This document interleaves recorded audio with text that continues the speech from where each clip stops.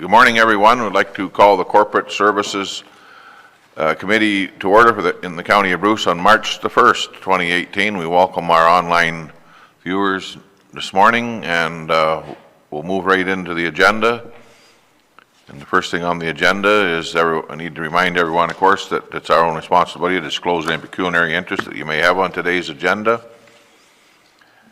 Hearing none at this time, we'll move into action items, and 2A is a provision for Community Emergency Management Coordinator and Services. Betty Ann. Yes, good morning through you, Mr. Warden. This is a action report, and it has been circulated. So this is the what was agreed upon that the county would, for those municipalities interested, our lower tiers, and we have three, the municipality of Erin, Elderslie, Brockton, and South Bruce, enter into this mutually beneficial agreement. The draft agreement is also attached. It is a 10-year agreement with the phase 1 being implemented effective January 1, and it's an annual fee of $7,000. We also have included provision for phase 2 if there would be an opportunity or option to include support of the continuity of operations plan in the future. The draft agreement does have a termination clause of 180 days written notice, and there's also, we've included a 2% per annum annually beginning after 1 year. And the recommendation is to enter into the agreement and to authorize a bylaw be introduced to execute the agreements. You've heard the recommendation. It's been moved by Mike, and second by Mitch. Any discussion on the motion? Hearing none, then all those in favor of the motion, and that's carried. Thank you, everyone. The second action item is related to our greenhouse gas emission municipal challenge fund and the reduction of targets. You will recall that we have submitted an application and had hoped that the announcements would be made in February, and as Warden Eagleson indicated in council, it is now March 1st, so we're hopeful that we're going to hear from that soon. It is a $668,000 application, which would see us replacing in the ecosystems energy performance project. We were going to replace the cogeneration, or install cogeneration units in the long-term care. This would actually replace that project with a full boiler replacement, and we believe that as a result, it would, if we are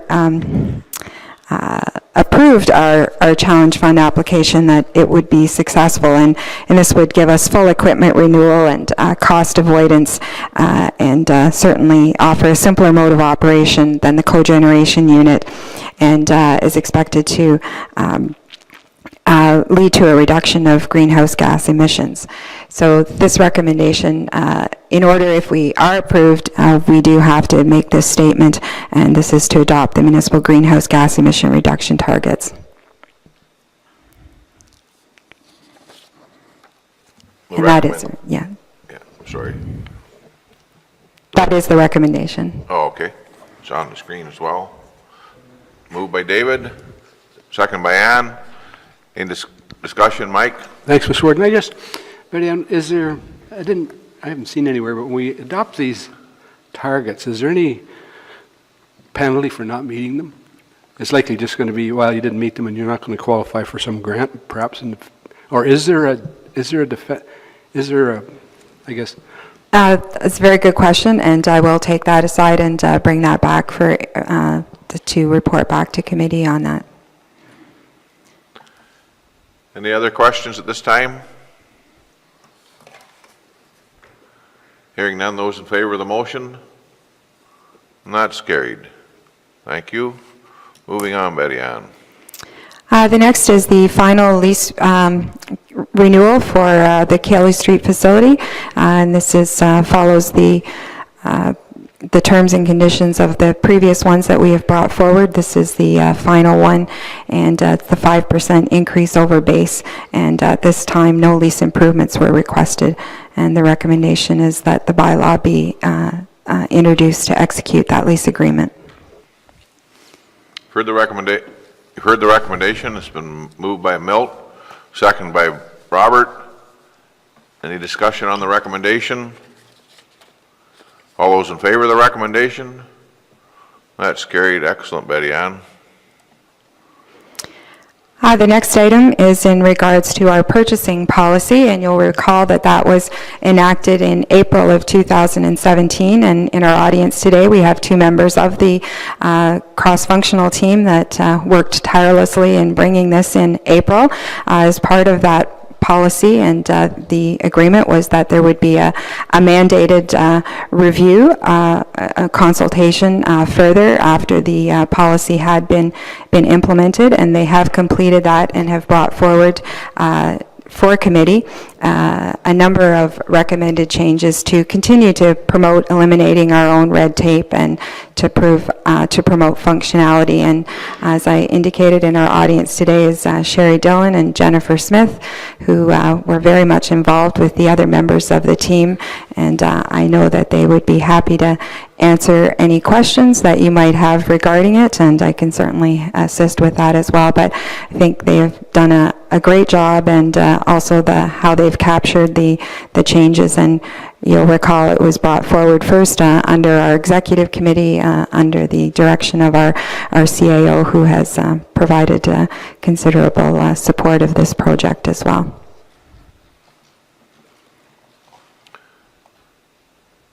And the recommendation? The recommendation would be to incorporate these amendments into the purchasing bylaw and to amend that bylaw at the next meeting. Moved by Mitch, second by Ann.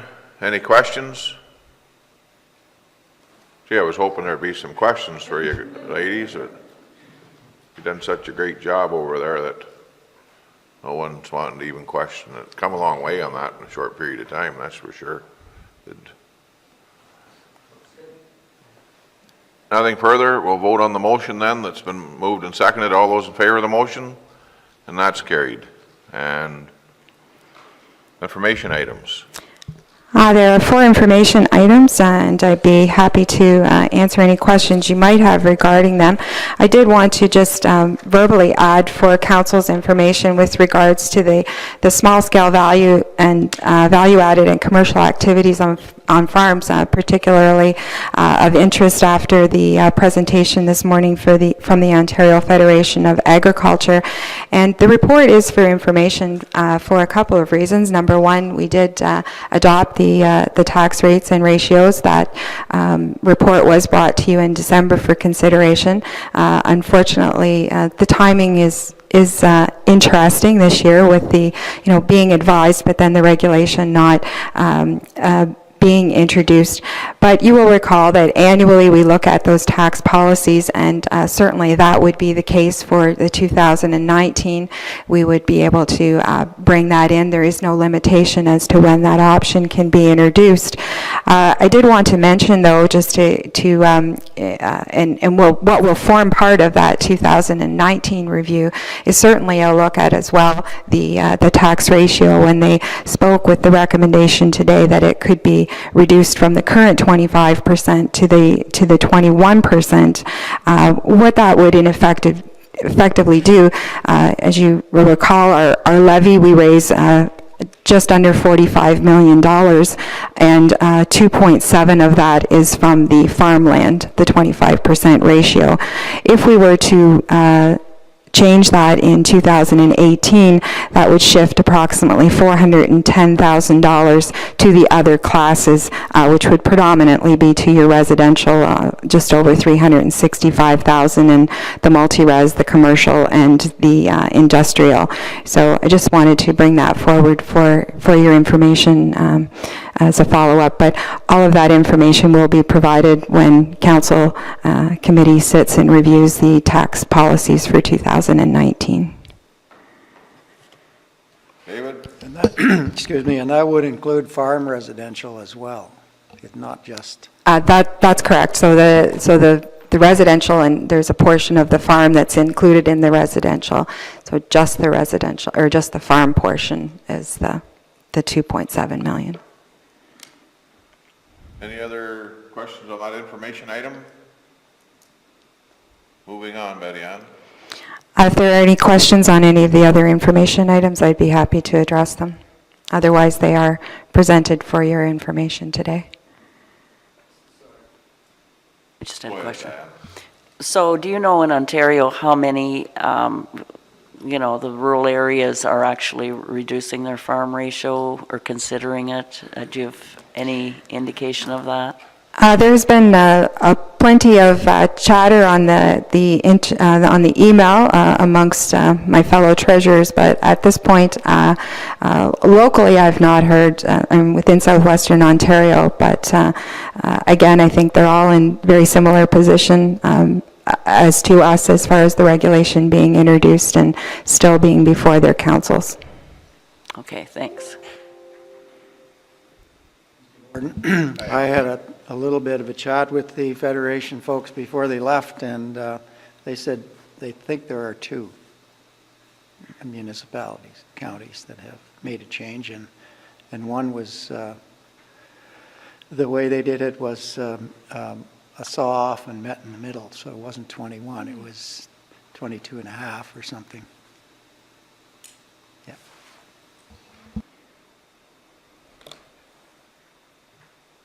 Any other comments or discussion on the information items? Hearing nothing at this time. Next meeting is April the 5th. And the final item is the adjournment. We need a motion to adjourn, Robert, second by David. All those in favor of the adjournment? We're adjourned. Thank you, everyone.